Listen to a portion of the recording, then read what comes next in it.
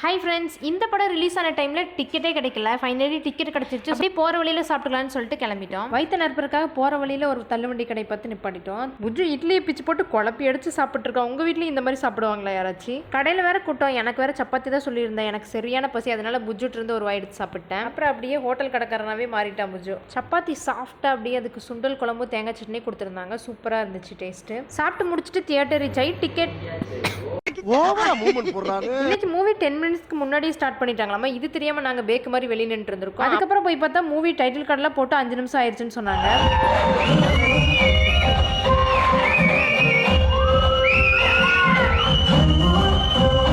படம் உண்மையுமே வேற லெவல்ல இருந்துச்சுங்க. இந்த படம் ஃபுல்லாவே கார்த்திகேயன் சாரை தாண்டி நமக்கு முகுந்த் தான் ஃபுல்லாவே தெரிவாரு.